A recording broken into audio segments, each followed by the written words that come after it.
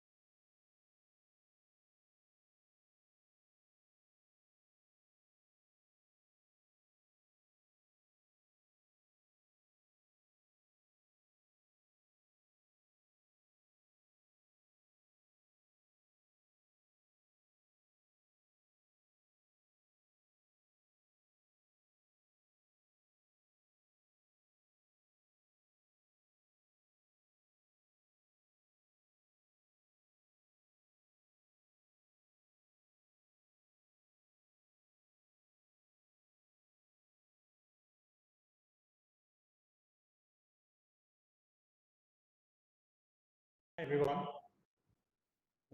This webinar on building an outer space business in India. I'm really excited to have Awais Ahmed join me today for a conversation. I've known Awais for many years now.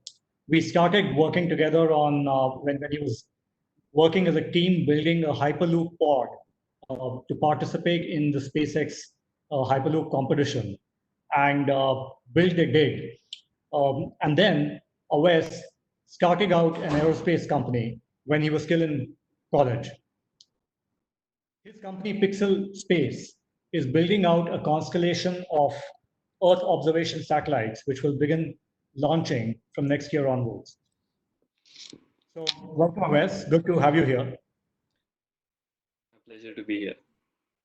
And I would like to start, Awais, with just hearing from you that how does one come across the idea of building satellites while still in college? How did you really go about it? What was the inspiration? What kind of support did you get? Tell us all. Yes, I think it's a combination of a variety of different factors, foremost of which being the love for space I had as a child. I think many of us have that love for space, reading about outer space. So that was always there. But then when I joined BITS, there was a way of doing something about it instead of just dreaming about it. In the first year at college, I joined the student team, which was building satellites with the help of ISRO, the Indian Space Research Organization. So that was my first brush with dealing with how to actually go about building space hardware that will work in space. Um, and then I happened to stroll into the room of a senior in my second year, who turns out was scrolling something about the Hyperloop on his whiteboard. And given that I followed Elon Musk, started chatting with him, and one thing led to the other, and we decided that we both liked what we were doing. Like Hyperloop was an interesting concept, and SpaceX organized this annual competition wherein they had a 1 mile long vacuum tube at their headquarters in Los Angeles, and uh, teams from across the world had to build a vehicle that could travel inside it at nearly the speed of sound. Um, that was a really good learning experience where it was not space hardware, but it was hardware that still had to work under extreme conditions. It had to work in vacuum. It had to travel at very high g forces. That gave a bit of experience. But once we were done with that competition, after presenting to Elon Musk at the headquarters and all that, I just started reading about space and finally decided that there's a lot of work we can do with satellite imagery. Now, satellite imagery, a lot of it was open source. It was available as a college student. We could just download it and start working on it. But when we started building AI models to analyze this data, we realized that there was huge potential for making it cheaper, making it more frequent, and actually providing better quality. So that was one where when we reached out to organizations that use satellite imagery, they confirmed the same, that there's a potential for doing something much, much better. Whereas the second aspect was being based out of India. We have all seen what ISRO has done as a space agency. And so there was the expertise, there was the talent, there was the infrastructure in the country to be able to do that. But apart from the government, nobody had done it. So that sort of converged. And we said, one, there's an opportunity here to, like, we're in a country where we actually can do this. And three, there was that love there, which was sort of culminated in saying, well, let's build our own satellites that can provide much better imagery. Great. So I'll certainly pick your brains as we go through this conversation on whether your on-the-ground experience has also stood true to this hypothesis, right? I mean, India, as we know, you and I, that is, of course, offers opportunity for this industry, but is also a uniquely challenging place to build out a space business from. And we'll certainly talk about that.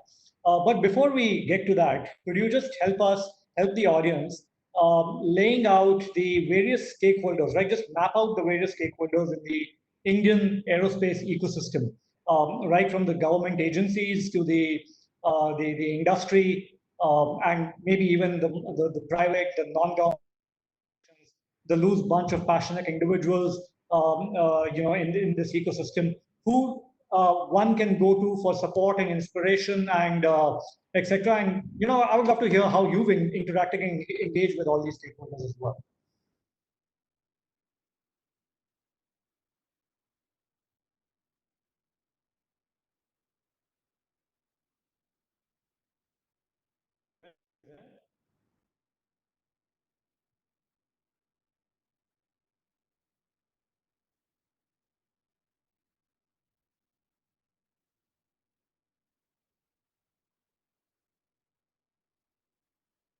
Seems we've lost Awais, so please bear with me.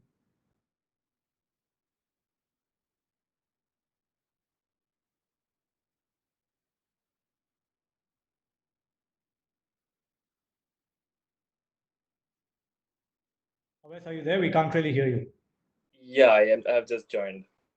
Okay, great. Did you hear my question? If you could just repeat that, that would be nice. Sure. So I was saying that it would be lovely if you could all the stakeholders in the Indian space ecosystem, starting with the government agencies, the non-governmental, the private sector, the even the loose bunch of individuals, passionate individuals that we all know about. So these various groups and agencies and organizations that have an important role to play in this ecosystem, right? So I would love for you to map them out, and then maybe you can also talk about how you have engaged or interacted with each of these in your journey of building Pixxel.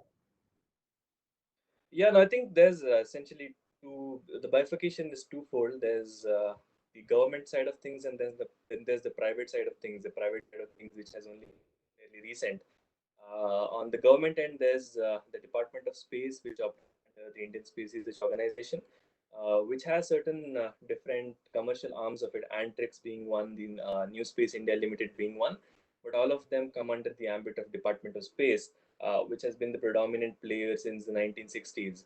And which has, like, essentially, thanks to ISRO, India is considered one of the space superpowers. Coming on to the private side of things, there's essentially the upstream businesses and then the downstream businesses. Upstream businesses deal with building hardware and sending them up to actual space, and downstream businesses deal with taking what is available from space and executing that on ground. The examples of upstream businesses would be again twofold: people building satellites, people building rockets. Now, there's companies like ourselves, companies like Astrom that are trying to build satellite constellations, send them up in space, and get that benefit of space down to Earth. Whereas on the rocket side, there's companies like Skyroot, Agnikul, as well as Bellatrix Aerospace that are trying to build the vehicles that will take these satellites up to space. Coming to the downstream sector, there's companies like Sense8 or SatSure that are using satellite imagery available open source, as well as from other global satellite imagery providers, including ISRO, taking these images and extracting insights from them. So I think that has that succinctly covers the different bifurcations that the Indian space ecosystem today has. Now, every space player in the industry, in the private industry, at least in the country, has to deal with the Department of Space or ISRO because of a variety of different reasons. Only ISRO has certain infrastructure, certain expertise, and more importantly, the Department of Space is the regulatory body as well for dealing anything related to space in the country. Now, our experience with them has been from we tried to look at a launch from ISRO's PSLV launch vehicle. We have been engaging with the National Remote Sensing Center, which is the nodal body of ISRO that handles everything remote sensing related. And with the private industry, it's a very tight knit group. There's not a lot of companies here, which means that the companies that are trying to build from here know each other. And everyone's sort of trying to do the same thing, trying to figure out the different the regulatory environment that's in the country, um, creating informal groups like New Space India, for example, where there are groups where all the companies come together and discuss as to the general happenings in space, but also how we could utilize the expertise that we have to further the ecosystem, the private ecosystem in the country.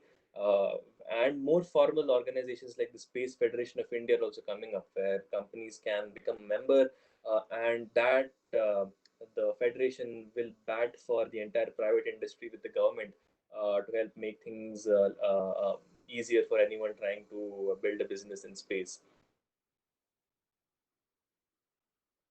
Sure, Wes. That's helpful. And could I just request you to speak a little louder, please? That would be great. Sure, sure, will do. So you mentioned that the private industry in the space industry in India is fairly tightly knit, and I can of course attest to that. I've seen that the kind of the new space industry, at least as we call it, is definitely very closely knit. In fact, I remember very early on when you had reached out to me. I think one of the first things I did was also to connect you with some of these folks. So that's definitely there.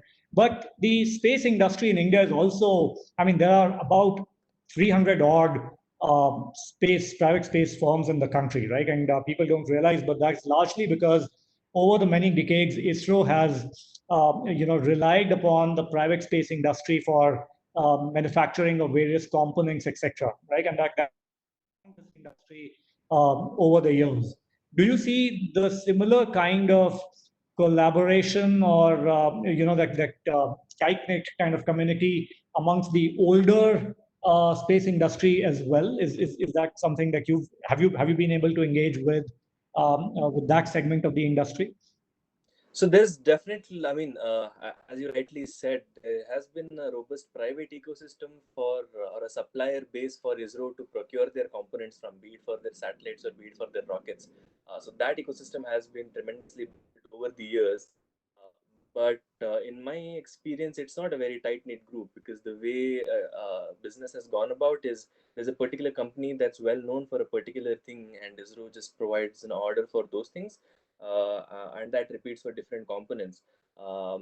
And traditionally, these companies that have been there since decades have been they've been content being a supplier to ISRO rather than being an operator, right? The change that's happening fairly recently is, apart from banking on ISRO to be the only customer and pay for certain things and being a supplier, there has been a shift towards companies trying to become their own masters, operate independently regardless of ISRO. Obviously, collaboration with a space agency like that is of paramount importance, but to be able to not depend on that, or not make it a make or break situation. I think the shift has been from a supplier mentality to an operator mentality in general, and more importantly, from just being suppliers to the only the Indian agency versus being like building in India for the world. Whereas the new space businesses that are coming up have been like they have been global from day one. They know that the customer base cannot only be limited to a particular country. The benefits of space have to be brought down for everyone in the world. Sure. No, so that's very insightful, and as you said, because of this, there's a mindset shift, right from to an operator mentality, and because it is more challenging, it's an entirely new industry, and therefore there is that's good reason for this new space industry to really huddle together and try and solve challenges together. And I think that's clearly visible, in this group of entrepreneurs and new organizations. Um, but talking about challenges a little further, so could you elaborate on what are the challenges of building an outer space business in India? And I'm pretty sure you'll touch upon the regulatory aspects as one primary challenge. I'm pretty sure you'll talk about ISRO as an organization. It's a behemoth, but it's complex, and is the multiple layers at which decisions are made, etc. So I'm sure you'll touch upon that, and then also maybe the other challenge is the challenge of the kind of how big is the industry really, right? In all these new solutions that now we are trying to solve for, or problems that we're trying to solve for. How big is the market in India? How much government support are we getting as compared to certain other markets? So maybe you can touch upon all of these and any other aspects that you want to bring up as well.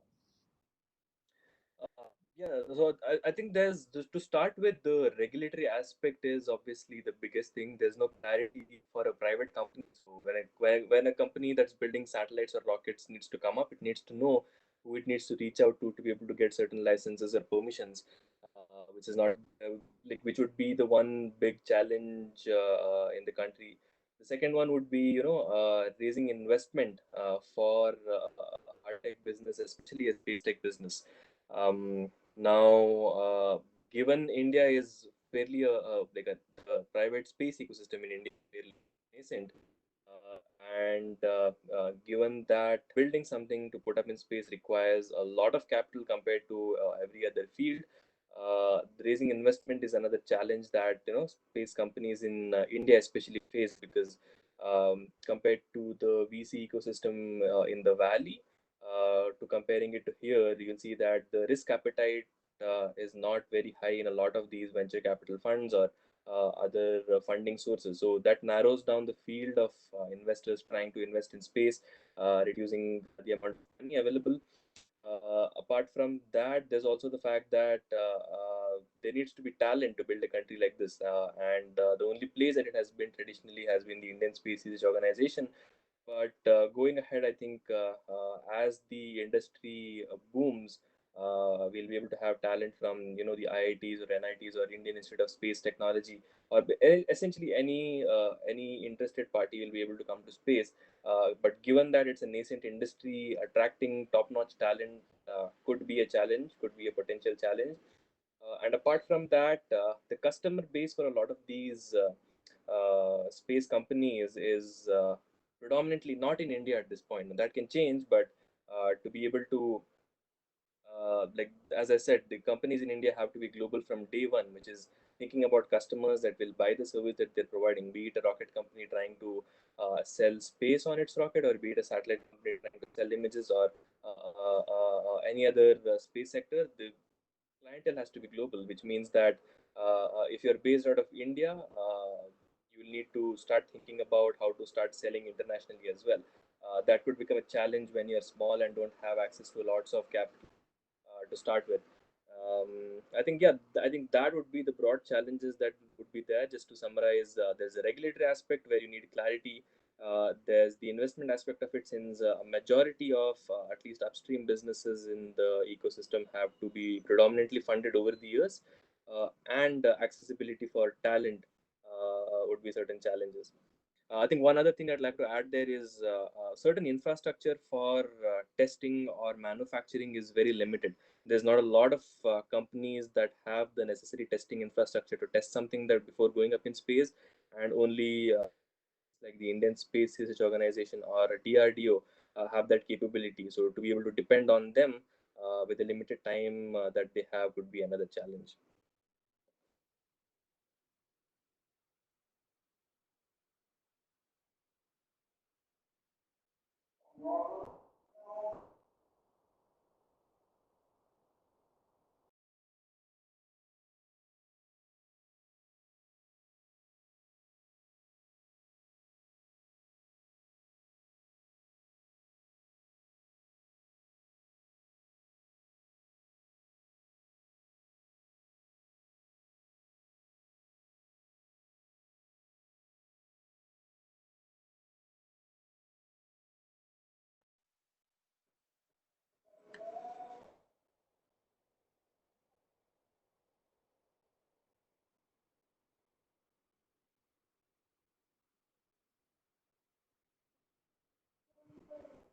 Sorry, Awais, are you there?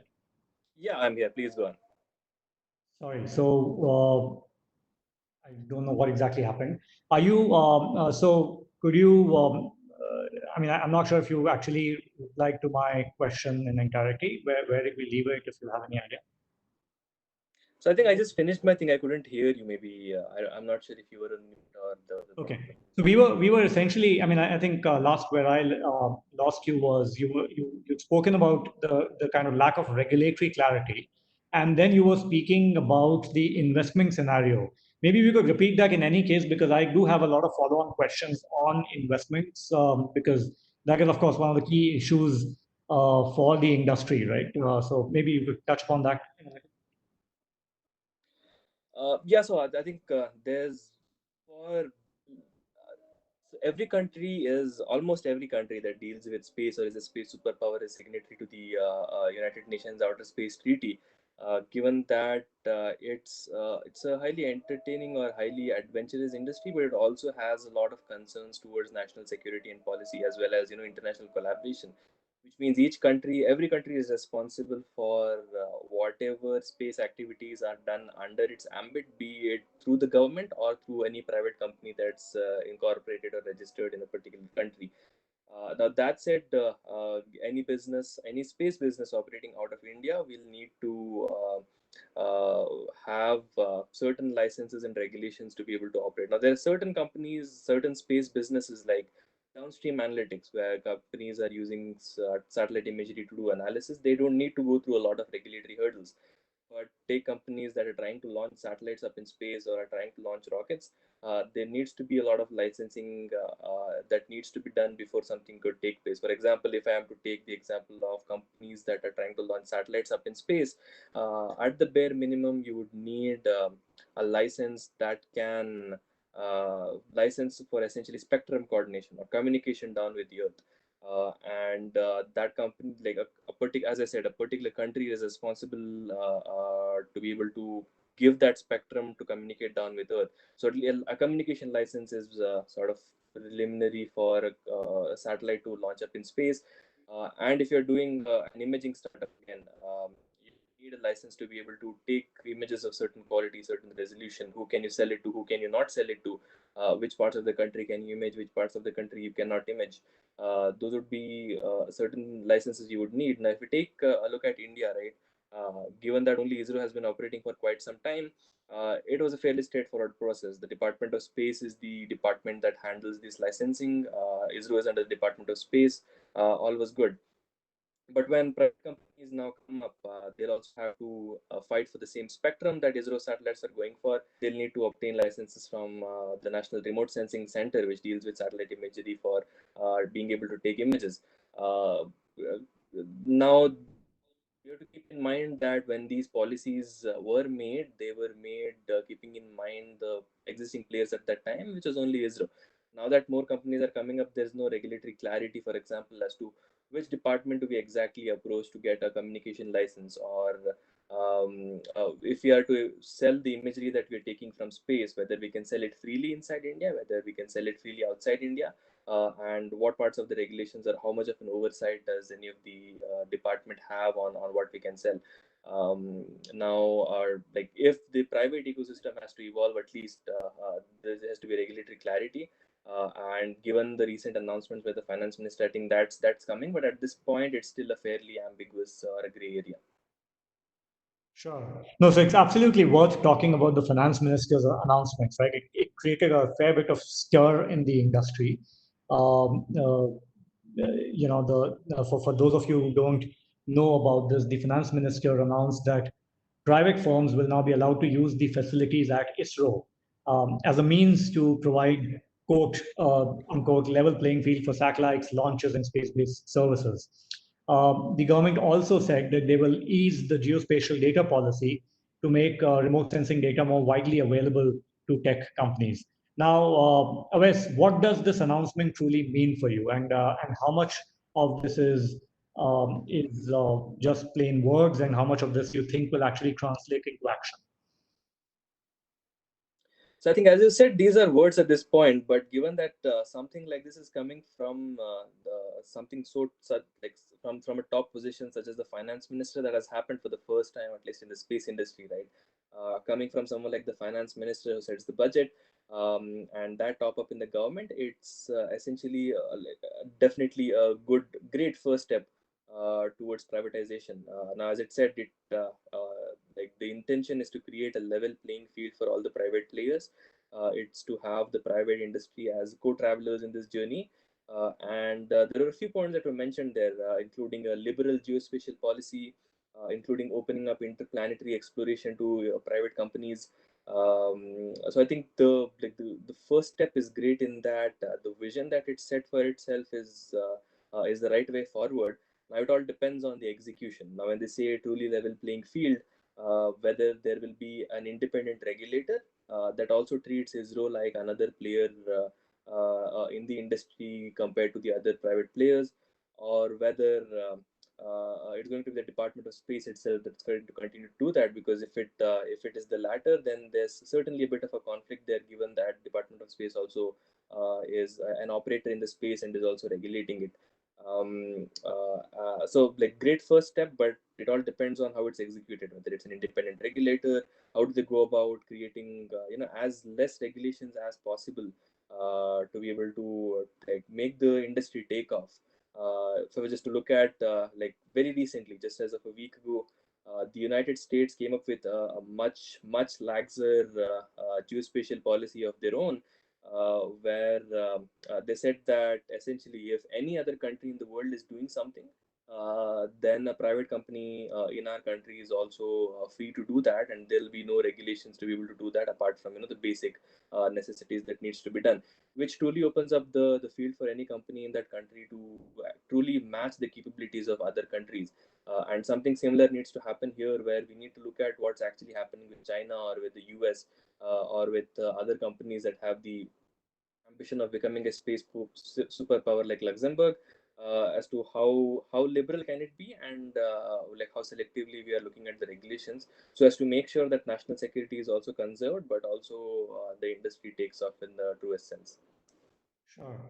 But clearly, what the finance minister's announcement, ultimately it will, as you said, implementation is the key, and it will come down to the ISRO to also play along, right? Being both the regulator and the operator. But let's unravel ISRO a little bit more. What has your interaction, your experience been with ISRO at different levels, or doing different kinds of things with them? So I think the first and foremost thing that we did is we reached out to people at ISRO who have experience of building space hardware, and the experience that we have with them has been like great. Not a lot in the formal capacity, but in the informal capacity, to be able to get advice from them as to what works, what doesn't work, and get connected to the various different arms of it, to see where we could maybe test our satellite, test our equipment, get certain insights. That has been really great. As I said, national, like we deal with satellite imagery, and NRSE deals with that under ISRO. We have had communication over the past couple of years as we have been operating to see how we could work together on either disseminating our own imagery, utilizing the treasure house of imagery that ISRO itself has, Like bottom line would be that it has not been there has not been a lot of formal headway in terms of identifying partnerships, but informally there's obviously a lot of synergies. There is the expertise in ISRO to just go and talk to them as to what works, what doesn't. There's the infrastructure where we've been looking at, renting out their testing facilities to test our hardware, and just have them as a sounding board. The reason for not having a formal approach to that obviously has been that no policy has been set as such, or there's no clarity even to the people at ISRO as to how to go about it. But as we just discussed, the recent announcement and implementations on that could help change that.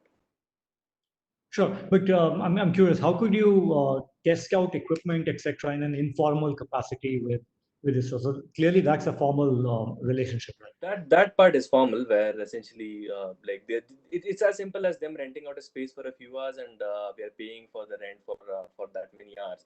So things like that have been done, and there has been approach there. But I'm talking about, so there's two ways a space agency like ISRO can essentially help the private industry take off, right? One is being a customer to the industry, where they're buying the services and products that the private space ecosystem is providing. And the second aspect is, by like being a supporter in terms of grants, in terms of intellectual property transfer and things like that. And both of them sort of have to go hand in hand to be able to do that. So there's minor things such as renting out the facilities, etc., that could have been done by like not in a large capacity, but in one-off cases.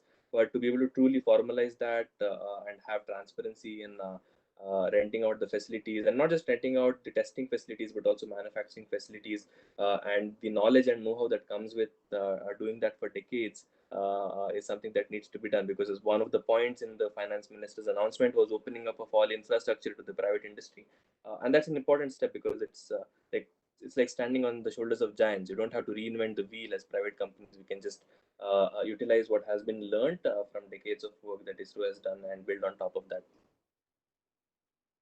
Sure. So time will tell, how much the finance minister's announcement will change things on the ground.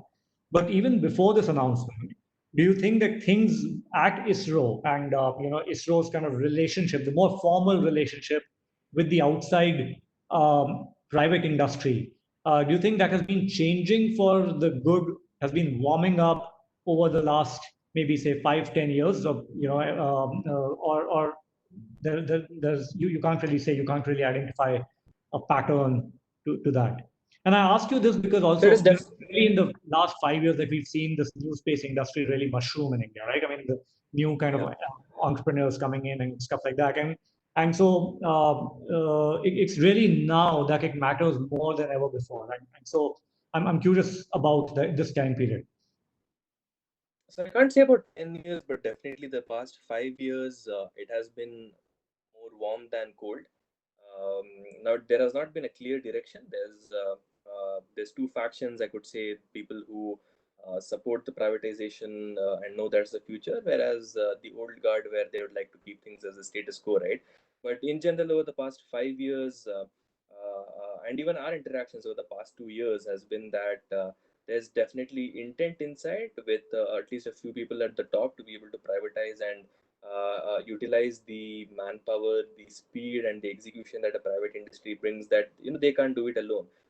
ISRO is doing a tremendous job, there's no doubt of that, but they can't do it alone. They can't do everything alone, and that's where they would need partners going ahead. So over the past 5 years, it has been more warm than cold, but again, it depends on setting that vision and executing on that.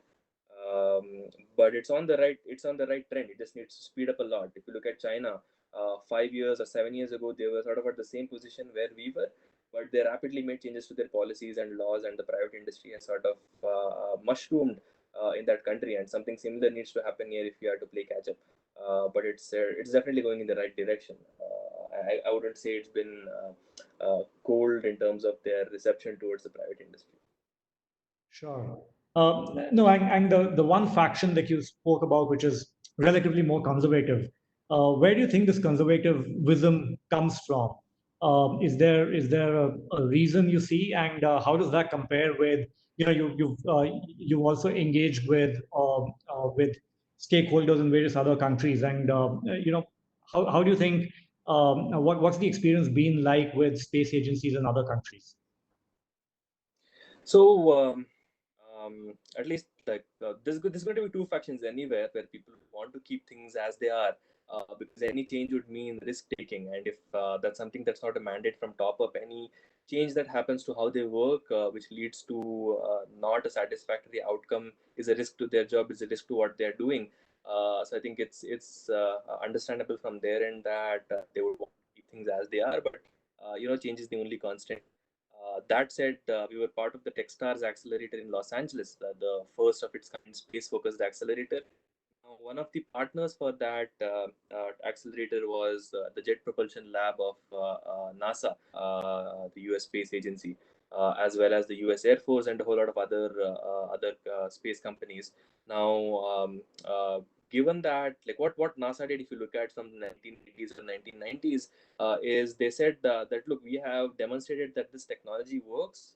Our work in terms of research and working on the cutting edge of this technology is done. We will now let the commercial ecosystem or the private industry take this over and concentrate on more cutting edge work that's sort of pushing the envelopes of space technology, and that's been that since the 1990s. In a couple of days, even SpaceX will launch, U.S. astronauts from the U.S. soil, and private companies doing that for the first time. So the experience with JPL or NASA has definitely been much more smoother. Now they didn't look at us as Indians, or they didn't look at us as Indian nationals, and said that we are not going to engage with you at all. They said, let's figure out a way. Given that NASA and ISRO are also working on a joint project together on a synthetic aperture radar project, they tried to as I said, there's an informal way of engaging and there's a formal way of engaging. They were more than happy to look at a formal way of engaging with us. I think the biggest difference compared to here and there. Given that there's a clear-cut private space ecosystem in the US, our experience there has been much faster and much more formal than would be compared here in the country. I think what also makes a difference is that when the ISRO has to ultimately provide for its own budget to a certain extent as well, right? I mean, your commercial arm is meant to sustain certain certain portions of your budget, which probably also, I think, is a reason where the conflict of interest emerges from. So I don't know if you have anything to say about that. I think if you look at the way the space agency in the US was set up, or NASA was set up, versus the way ISRO was set up. ISRO was set up to provide national capability. When Vikram Sarabhai set it up, he said, we need internet for the country, we need transponder capacity, let's build our satellites, send them up there. And that was how it set up. So from the earliest days, like it was a no-nonsense business where we were not looking at the cutting edge of space tech, we were just looking at bringing down the benefits of space down to Earth. For example, providing internet connectivity or broadband connectivity to be able to in the country. So the way the space agencies, I think, were set up were quite different, and which meant that NASA had a bigger budget. They could take risk into research that they were doing and put it to the private industry. But at least until before 2010, it was just ISRO that needed to provide the capacity for at least the space-based applications here, which meant that, for example, to be able to sustain themselves, they needed to sell the launches on their rockets, or sell images from the satellites that they have sent up there. So it's become a commercial aspect in that, given that it has a limited budget, it also has that pressure to generate revenue of its own, which gives it more money to do things that it needs to do. Now that I think is something like a support has to come from the government, in where this is the budget that's set aside, as well as if you look at the US, there's grants that's available for a private company to come up there.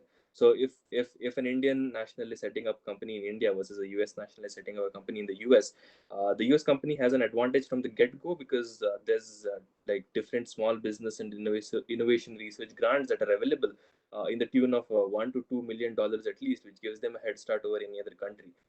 Now that can't be done at that scale in our country, but there is some way of enabling support from the government, because, as I said, it's a very capital intensive business.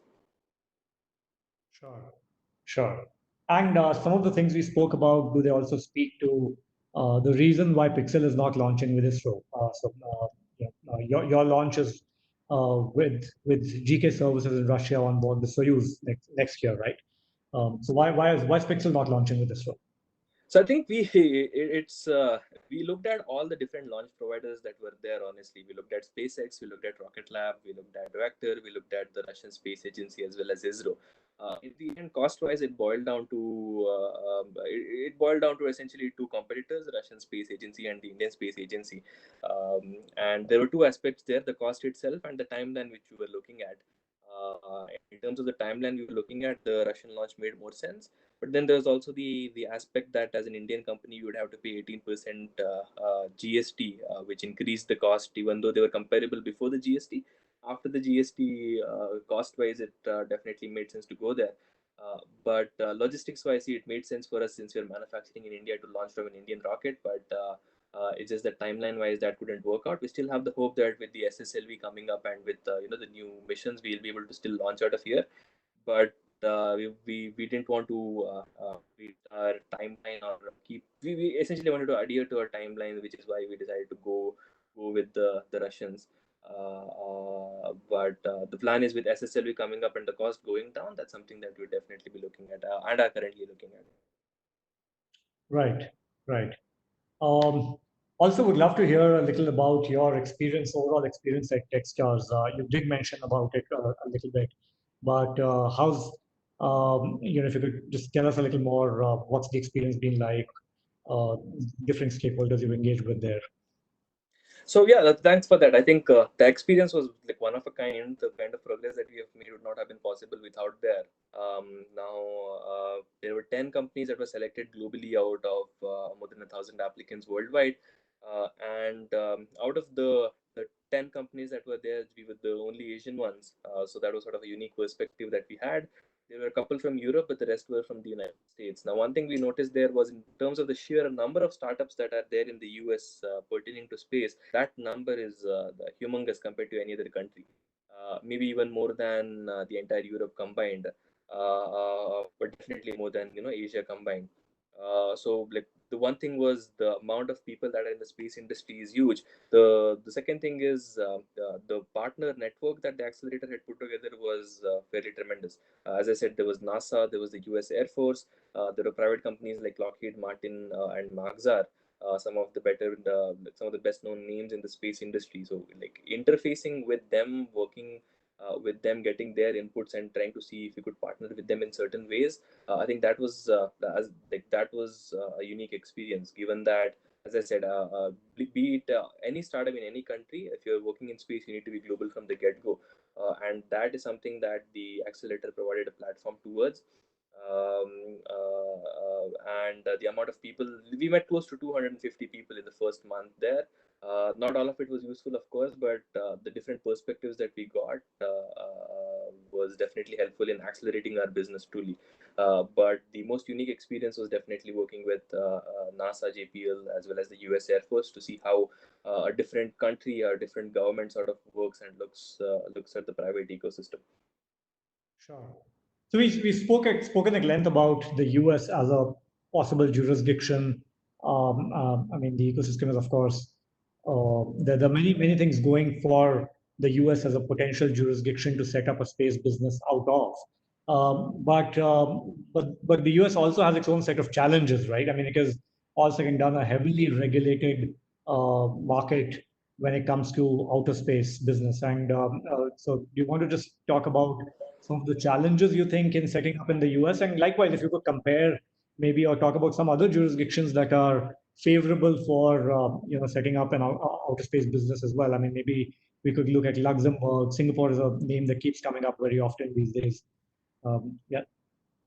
Yes, I think the US has, like, even though there are stringent regulations there, what the US has going for itself is the fact that there's regulatory certainty. People know that even though there are stringent regulatory conditions like this, they know what needs to be done to be able to launch a space business. Now, that said, the biggest challenge we saw from our experience in the country is that the sheer number of companies there trying to either build launch vehicles for a limited number of satellite launches that happen a year, or the sheer number of satellite operators that need to, bid for the spectrum, the limited spectrum that's available to communicate from space down to Earth. That makes it difficult for any particular company to stand out, as well as get the necessary regulatory spectrum or other licenses that need to operate. Now that said, the biggest thing it has going for itself is not the fact that it's a good country to set up a space business. It's in general an easier country to set up a business in general. That said, if you're looking at other regulations where it might be useful to setting up a space company, would be, as you mentioned, Luxembourg. Luxembourg has been going big on space for quite a few years now. They set up a sovereign fund with money from the sovereign itself, as well as private investors from across the world.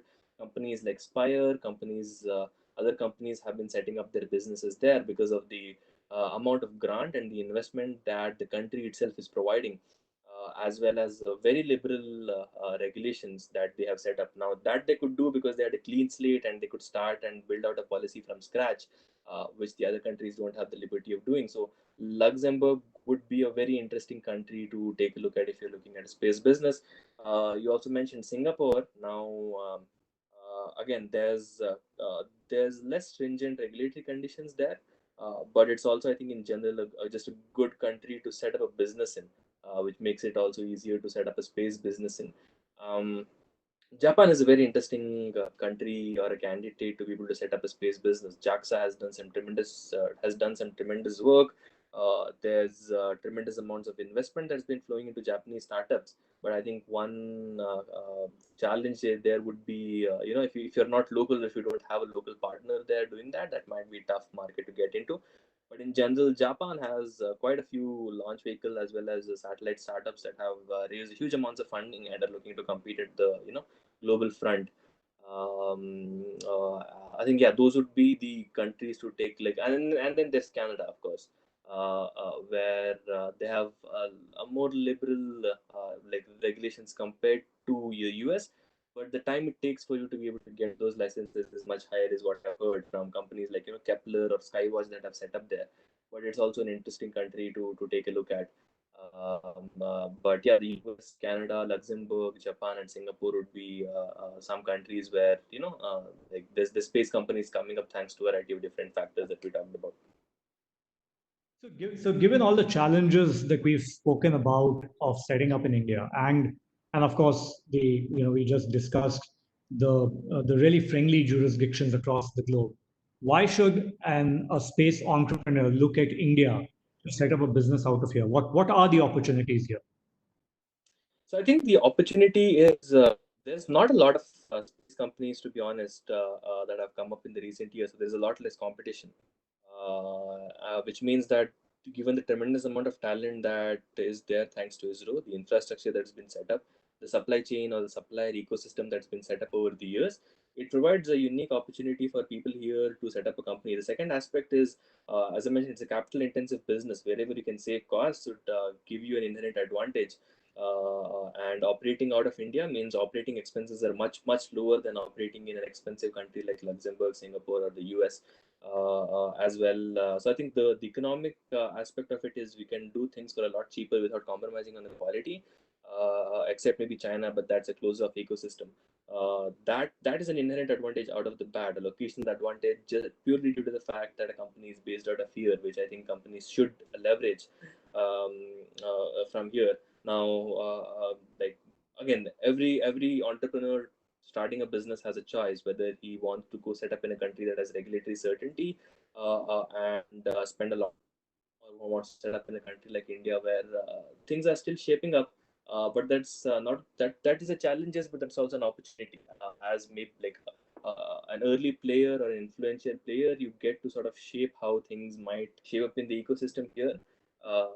And given if things turn out right, the locational advantage of doing things much more cheaply than any other country could be like a defining factor.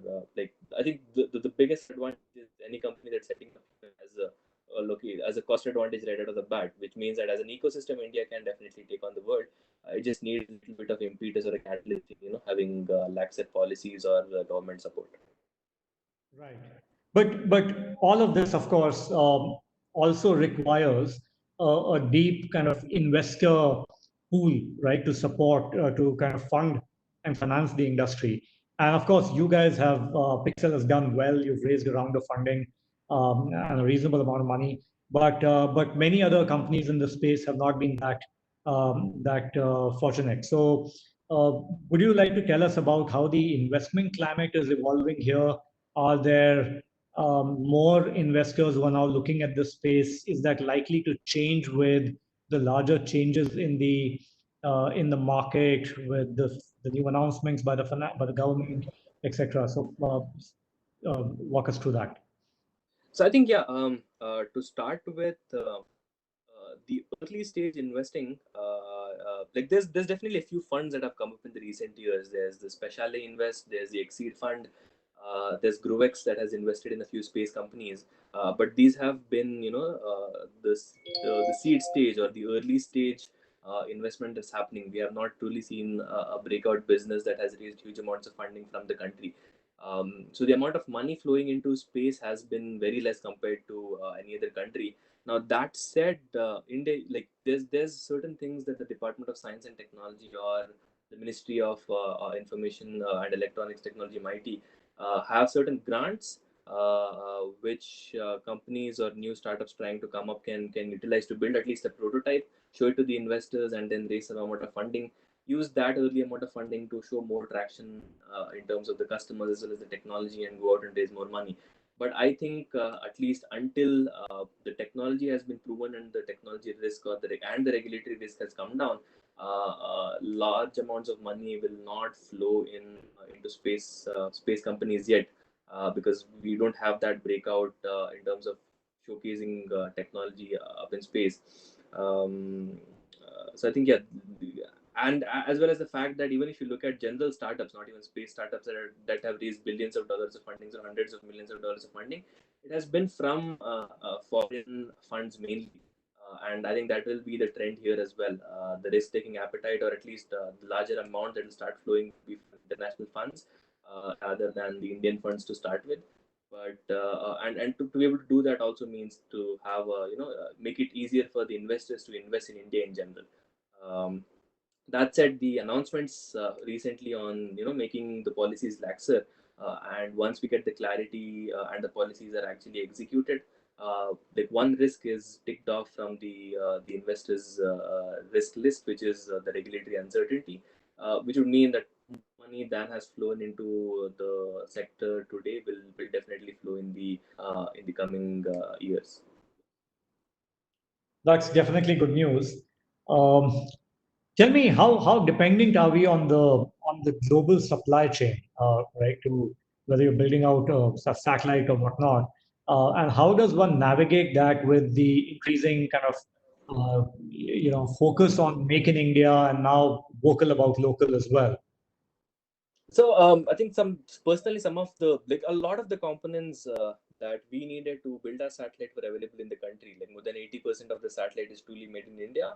We didn't have to go outside, but there's certain technologies for which we had to depend on things outside the country because they were not available here.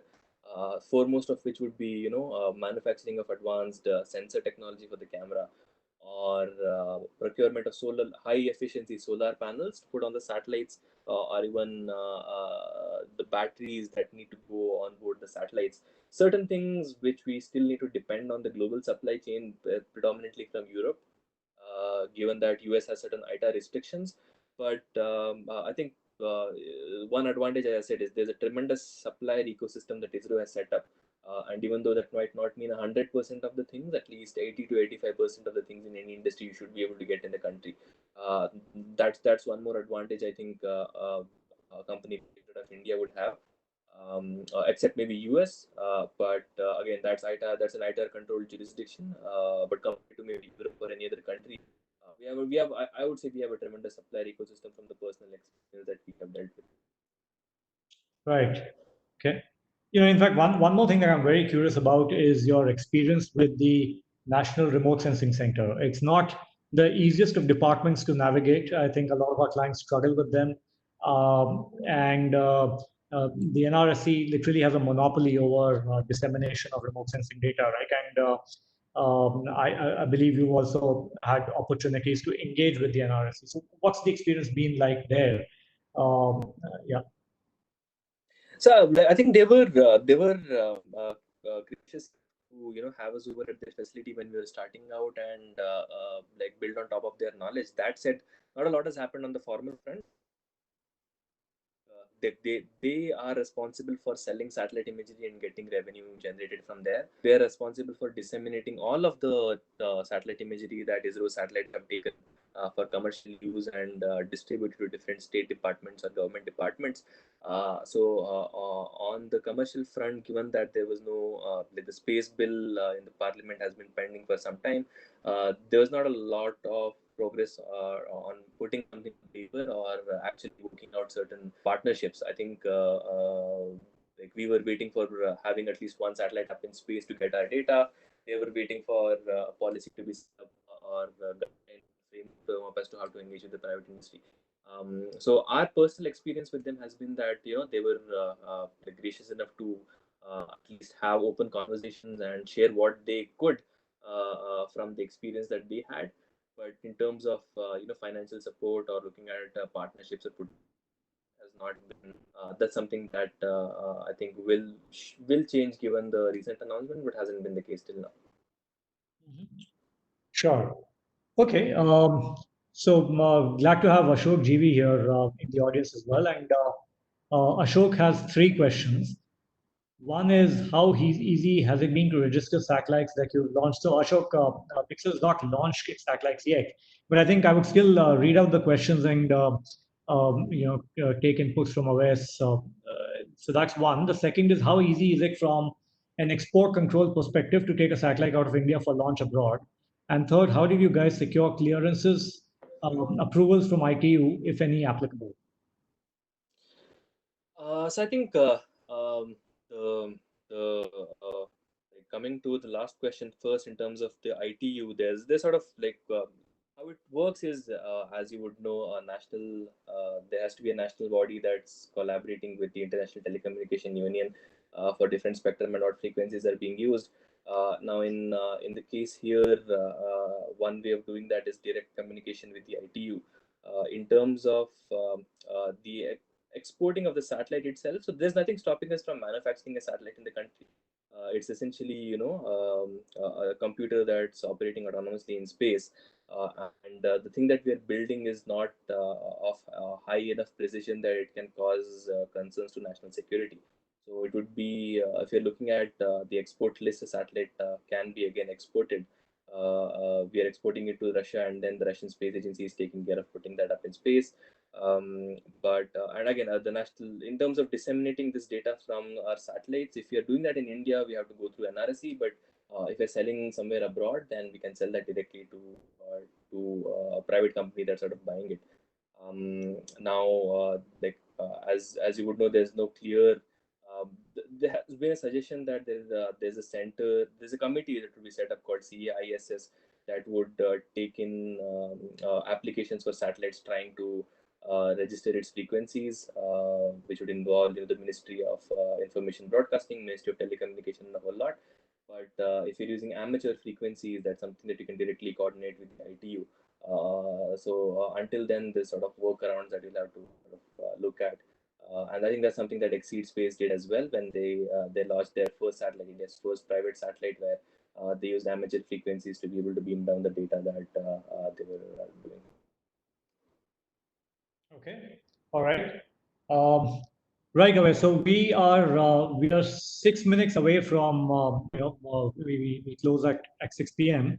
But so now is the time for my favorite question, and it's my favorite question just because you can plug it into any webinar you do, which is how does COVID impact this industry? Right? And some of it is very obvious, which is you can't I mean any kind of I mean a lot of manufacturing activity is stalled right now. Supply chains are disrupted. You can't launch, etc. But what else? So if you could just talk a little about the implications of COVID near term and long term as well. So I think at least all the hardware companies in the startup space have had some trouble in one way or the other. Personally, we've had a delay in our launch. It was actually supposed to be in July or August of this year. It has now been postponed to November, and that pushes our entire timeline by a few months. And given that there's the upstream businesses at least that are trying to build hardware that need to go to the office to be able to test out certain things, there would definitely be a delay there. One other aspect that the space industry would have faced from COVID is the supply chain disruption. As I said, there's not a particular country that has 100% of the components. So to be able to procure certain things from somewhere else and to be able to ship those components when you're trying to do that, to bring back that supply chain distribution to normal would definitely take some time. And out of like the so many hundreds or thousands of space companies that are there, not a lot of them will come out after the COVID situation has sort of subsided, right? And that also like means that there will be a few companies that deserve to come out but wouldn't because of certain reasons. But it also cleans up the entire ecosystem in terms of having only the stronger companies emerge out after the COVID debacle. But long term, the customers, be it internet services from space or imagery from space or having rockets to launch up satellites, long term there's no disruption in the demand or supply that would be needed here. But it just be to see how the companies navigate in the financial uncertainty, how they keep their payroll running, how they keep their operations running, their lights running. If they don't have a lot of funding, is something that will need to be seen until things get better. But long term, I think, for example, satellite imagery has been predominantly used to see the impact of COVID happening across the globe. And given that there would be a push towards working from home and remote work now, where people would want to go to tier 2 cities back and work from there, which would mean that having reliable internet from those areas would be of paramount importance. And solutions like what Starlink is trying to do with internet connectivity everywhere. Long term, like long term, there's certain advantages that will come out of it, but short term, just people have to get through because it's a capital intensive industry. The more months you operate, the more you spend on your payroll to keep your lights on, etc. So yeah, I think in a year or 18 months, we will see stronger companies emerge out of this. But long term, there should not be any impact on at least the demand and supply for the services. Right. So I agree with you to an extent, but also disagree a little bit with the observation that that a crisis like this will obviously weed out the kind of the weaker companies, right? And the stronger companies that remain actually, I mean that phenomenon is actually beneficial for the industry, and I agree, and I've seen that across.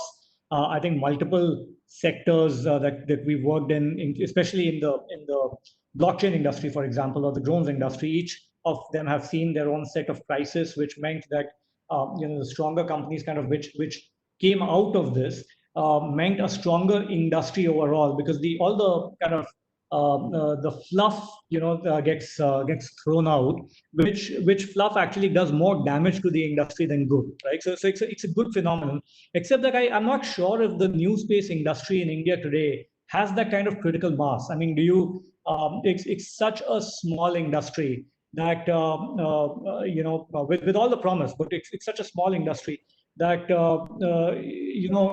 these kind of if half the industry kind of gets crushed in this crisis, I'm not sure if that necessarily means a stronger industry at the end of this. Any closing thoughts on that? No, I think the best, like if you see the news in the last few months, the Agnikul raised a new round of funding, Bellatrix raised a new round of funding. And VCs are continuing to fund at least in the early stage businesses. So for I think being in the early stage is actually an advantage here, where if you have certain amount of money or a runway for at least 12 to 18 months, where you're using this money for research and development and building out your prototypes, where you don't have the pressure of generating revenue as of yet, since you're in the early stages, that can actually be a boon for the stronger companies to come out. Now that number, that number was going to be lesser, COVID or not. Maybe setting up of new companies in the next 12 months in the industry is going to take a hit. But I think at least the stronger companies that have the requisite funding, at least for the next 12 to 18 months, building out their prototypes, testing their technology, without the pressure of having to generate revenues at this point, given that investors are continuing to invest, at least some of them, could be a good thing where the fluff gets out. But this can be a time for companies to put their head down and continue working on this. Um, uh, and that said, given that a lot of companies globally also will run out of money, having the economic advantage of not having to spend so much in India could also be an advantage. So it's going to be, it's tough times for every startup, but given that it's in the early stage and more revenue pressure, I would say we would be a little better. Right. But is it fair to say that it's really been early stage money in the space ecosystem in India, right? We've only seen kind of seed or pre-series A kind of investment so far. That's correct. Yeah, I think except the case of Team Indus, which is around 20 million, the rest of them have all been pre-series A or seed. So as I said, there's still at least one company. Like no one has had a truly takeoff moment where they've demonstrated the tech and raised huge amounts of funding. So it was validated to the entire ecosystem. But at least in the next couple of years, we'll definitely, maybe in the next 2-3 years, we'll definitely see that. Sure. In fact, the drones industry has probably, despite all the regulatory hassles, has still probably done, raised a reasonable amount of money as compared to this sector. And I wonder. So my last question is that the increase in drone-based remote sensing applications, and particularly not with the smaller drones, but with also the advent of the HALEs, for example, the high altitude, long endurance drones, right? Or an innovation on that front. Do you think that is going to be competition for the satellite-based remote sensing industry, etc.? Or do you see that there are commonalities and synergies, etc.? It's like a lot of people say the same thing, whereas why can't drones do better because they're closer, you can get higher resolution images. But from my perspective, those are two very different industries. The use cases that come out from using drone imagery and the use cases that come out from satellite imagery are quite different. A lot of the customers, at least who want to buy satellite imagery from us, also use drone imagery, and that's like a step one, step two sort of thing. Where step one, utilize satellite imagery to look at large areas of land, identify areas of hotspot, and then use the drones in only those areas. Because even though it seems counterintuitive, the dollar figure per square kilometer is actually higher for images from drones compared to a satellite. So like the drone industry will be a really good partner for the remote sensing industry going ahead. There are going to be certain areas where they compete, but all in all, it's two industries that sort of go hand in hand, where a lot of customers utilize both satellite imagery as well as drone imagery. Fantastic. Great, Awais. Thank you so much. It's been a very insightful conversation. I must wish you the best of luck. And I, like yourself, I think I'm for one, really looking forward to the launch early next year. Proud to have helped on that, but also the very first launch contract that we worked on, that was Team Indus, that the launch never happened ultimately. So I definitely always keep my fingers crossed and look forward to all launches. So yeah, this is one that Yeah, thanks for the help on the launch contract. We hope to launch, as I said, in November this year. Hopefully, that works out. Sure. Look forward. Great. Thank you so much, and talk to you soon again. Thank you so much, Anirudh. Thanks for the time.